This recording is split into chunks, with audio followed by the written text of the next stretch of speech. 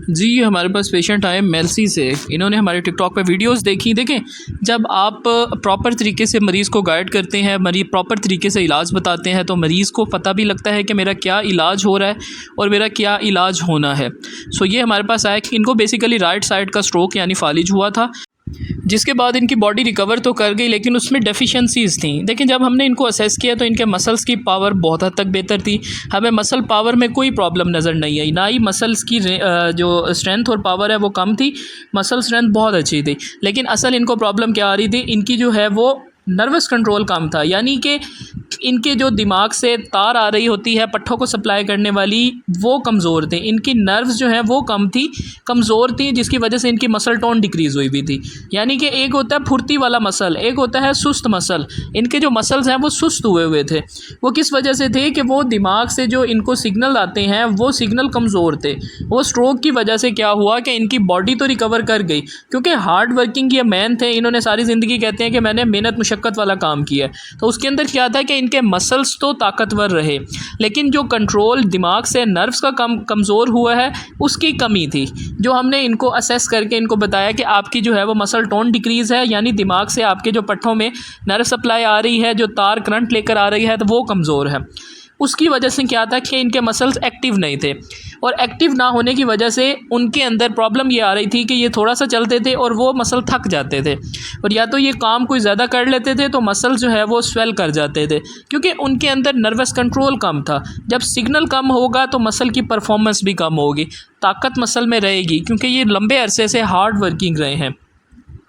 इनकी बॉडी के मसल्स मजबूत हैं, लेकिन इनकी नर्व्स कमज़ोर हैं, जो दिमाग से इनके बाजू तक और टांग तक सिग्नल लेकर आ रही हैं। उसकी वजह से इनको जो मसला दरपेश आ रहा था कि इनकी बॉडी जो है वो जल्दी थक जाती थी। ये राइट साइड से ज़्यादा थोड़ी देर कोई काम कर लें या ज़्यादा चल लें तो वो मसल ऐसे होता था कि जैसे स्वेल हो गए हो। वो किस वजह से था? वो इनके नर्वस कंट्रोल की वीकनेस की वजह से था। तो हमने जो है वो इनको स्ट्रॉन्ग स्टिमुलेशंस दी, इनके बाजू पर भी, इनकी टांग पर भी, ताकि इनकी जो डेफिशिएंसी है, इनकी मसल टोन कम हुई हुई है, न्यूरल पाथवे जो कमज़ोर हैं वो बेहतर हो। तो ये चीज़ें जो हैं ये प्रॉपर असेसमेंट के बाद पता लगती हैं कि मरीज़ को किस चीज़ की ज़रूरत है। अगर इनको मैं मुसलसल वर्जिशें ही करवाऊँ या ख़ुद से ये वर्जिशें करें, इनको पता नहीं लगेगा कि इनकी डेफिशिएंसी किस चीज़ की है। तो जब तक हमें अपनी डेफिशिएंसी का नहीं पता लगेगा, हम उसके मुताबिक ना एक्सरसाइज कर सकेंगे, ना हम अपना इलाज कर सकेंगे। सो हमने जो है वो फ़र्स्ट ऑफ़ ऑल इनको जो है वो स्ट्रॉन्ग टाइप ऑफ स्टिमुलेशंस दी हैं, ताकि इनके जो पट्ठे हैं उनके अंदर करंट पूरा हो। करंट जब पूरा हो जाएगा फिर हम इनकी एक्सरसाइजेस करवाएंगे। इनकी हमने नॉर्मल एक्सरसाइजेस से हटकर जस्ट स्ट्रेंथनिंग और मसल एक्टिवेशन वाली एक्सरसाइजेस करवाई।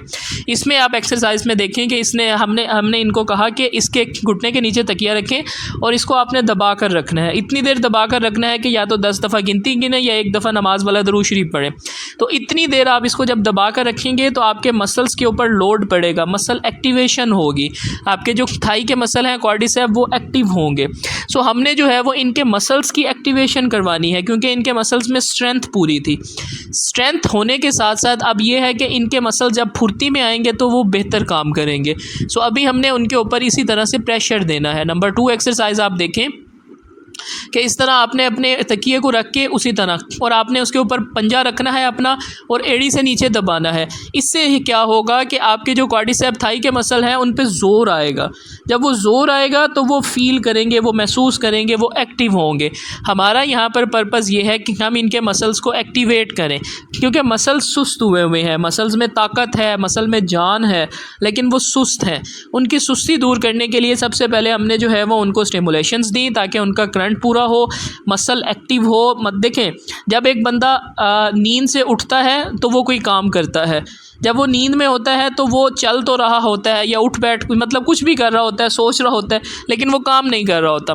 सो हमने इसमें क्या करना था कि इनके मसल्स को कहा है कि अब आप उठ जाएं, आपकी सुबह हो गई है, और अपना काम वगैरह करें। और इसके ऊपर ये था कि हमने इनको स्टार्ट में थोड़ी सी स्ट्रेंथ ट्रेनिंग करवाई। स्ट्रेंथ के साथ साथ आहिस्ता आहिस्ता हमने इनको जो है वो मसल एक्टिवेशन की सारी एक्सरसाइजेज इनकी प्लान की। उसमें आप देखें कि इसमें हमने इनको कहा कि आप अपनी टांग को ऊपर लेकर जाएँ और इसको आहिस्ता आहिस्ता नीचे लेकर आएँ। इससे क्या होगा कि मसल के ऊपर लोड पड़ेगा। जितनी जितनी हम मसल के ऊपर टेंशन देंगे उतना उतना मसल वो एक्टिव होगा। हमारी बॉडी का रूल है कि जितना हम स्ट्रेस आउट करेंगे बॉडी को, उतनी ये अच्छी परफॉर्मेंस देगी। तो वोल्फ लॉ को अप्लाई करते हुए हमने जो है वो इनके मसल्स के ऊपर आहिस्ता आहिस्ता लोडिंग स्टार्ट करवाई कि आप देखें जब आप इस टांग को नीचे गिरते हुए रोकते हैं ना तो आपकी बहुत ज़्यादा एनर्जी लगती है, तो उसी से आपके मसल एक्टिव होते हैं। नंबर 4 एक्सरसाइज आप देखिएगा, इसमें आपने इसी तरह कोई तकिया ऊंचा करके रखना है और अपनी पूरी टांग से इसको नीचे दबाने की कोशिश करनी है। ये बेसिकली हैमस्ट्रिंग यानी कि आपकी थाई के पीछे वाले जो मसल्स हैं उनको स्ट्रेंथ देने के लिए हमने ये एक्सरसाइज डिज़ाइन की।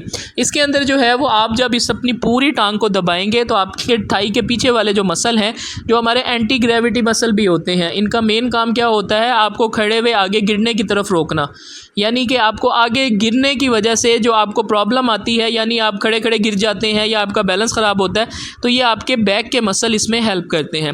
उसके बाद हमने थोड़ी सी इनकी एक्यूरेसी वाली यानी कि थोड़ी सी फास्ट मूवमेंट्स करवाई इनकी, ताकि प्रोप्रियोसेप्शन बने, यानी कि दिमाग महसूस करे कि बाजू और उसकी हरकत कितनी है, कितनी तेज़ी से वो कर रहा है। तो हमने जो है वो इनको इसमें ये किया कि हमने कोई मतलब कि नॉर्मल सी चीज़ इनको का पकड़ें और एक हाथ से दूसरे हाथ में फेंकें और दूसरे हाथ से पकड़ें।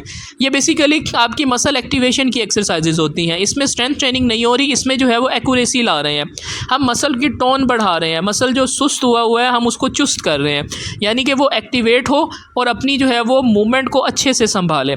इसके अंदर नंबर 2 एक्सरसाइज जो मसल एक्टिवेशन की और इसकी स्ट्रेंथ की है, उसके अंदर हमने क्या किया कि इनको कहा कि आप ऊपर वाले हाथ, जो इनका ठीक हाथ है, उससे जो है वो चीज़ को छोड़ें और नीचे जो इनका राइट साइड पे जो अफेक्ट हुआ था फालिज की वजह से, उसको पकड़ने की कोशिश करें। देखें ये एक्सरसाइज होती हैं आपकी एक्यूरेसी के लिए। देखें अब इनका जो राइट साइड है ना, इसके अंदर स्ट्रेंथ तो है लेकिन ये एक्टिव इतना नहीं है। यानी कि देख लें कि 2 बच्चे हैं, एक जो है वो बहुत ज़्यादा एक्टिव है, दूसरा सुस्त है। तो एक जो है जो अच्छे वाला है, हमने उसके साथ सुस्त को बिठा दिया ताकि दोनों जो है वो एक दूसरे को देख कर बेहतर हों। तो हमने अच्छे वाले गुड हैंड से इनके जो थोड़ा सा वीक हैंड है उसको जो है वो हमने इस तरह से पकड़वाना शुरू किया। इससे क्या है कि इनकी एक तो ब्रेन, देखें अब ये इसको देख रहे हैं और इसको जो है वो परसीव कर रहे हैं। इनके फेस की तरफ आप देखें कि ये कैसे इसको जो है वो देख रहे हैं और परसीव कर रहे हैं। बेसिकली यही चीज़ हमने बनानी होती है। देखें जब आप अलर्ट होते हैं ना, आप हर चीज़ पर फोकस कर रहे होते हैं। जब आपकी कोई चीज़ थोड़ी वीक होती है तो उसका फोकस थोड़ा सा डिस्टर्ब हो जाता है। तो अब ये एक्सरसाइज आप देखेंगे इसके अंदर जो है वो आपका बहुत अच्छा फोकस बनेगा कि अगर आप भी स्ट्रोक के बाद आपका बाजू ऐसे लगता है कि जैसे सुस्त सा हो गया है, तो ये एक्सरसाइज आपके लिए निहायत इफ़ेक्टिव है। आप इस एक्सरसाइज को घर पर कर सकते हैं। उसके बाद आप देखें कि इनकी ब्रेन की थोड़ी सी हमने पावर को बेहतर करने के लिए, इनके बाजू की और लिम्स की पावर को बेहतर करने के लिए इनको कोऑर्डिनेशन में मूवमेंट करवाई, यानी कि दोनों कोऑर्डिनेटेड मूवमेंट्स इनको करवाई। इसमें हमने इनको कहा कि आप पहले सीधे दायरे लगाएं दोनों हाथों से और फिर आपने उल्टे दायरे लगाने हैं। देखिए लेफ़्ट वाला जो है वो जल्दी जल्दी कर रहा है, जो राइट वाला है ना वो थोड़ा सा सोच रहा है। तो इसीलिए हम दोनों को साथ करवा रहे हैं ताकि जो है ये दोनों एक दूसरे को देखकर बराबर हो जाएं, क्योंकि इसमें जो है वो ये एक्यूरेसी यानी कोऑर्डिनेशन एक्सरसाइजेज़ हैं। कोऑर्डिनेशन एक्सरसाइजेज़ में आपका दिमाग जो है वो जब आप एक उससे काम लेते हैं दोनों बराबर तरह का, तो वो उसमें भी उतनी स्ट्रेंथ डेवलप करवा देता है। यानी कि आपका बाजू जो बिल्कुल ज़रा थोड़ा सा सुस्त हो रहा है, तो जब आप दोनों की बराबर मूवमेंट करेंगे इसको देख कर, क्योंकि हमने सोलली मरीज़ को कहा है कि आप इसको देखें, तो जब वो देख रहा होता है तो उसका दिमाग परसीव कर रहा होता है। सबसे पहले हमने क्या करना होता है कि पेशेंट के दिमाग को सिग्नल देकर उसको याद करवाना होता है ताकि वो ब्रेन उससे काम करवाए। बेसिकली जो हमारी बॉडी के जितने भी काम है वो हमारा ब्रेन करवा रहा है, तो इसीलिए हमने ये ब्रेन को लर्निंग के लिए एक्टिविटीज़ करवाई इनकी।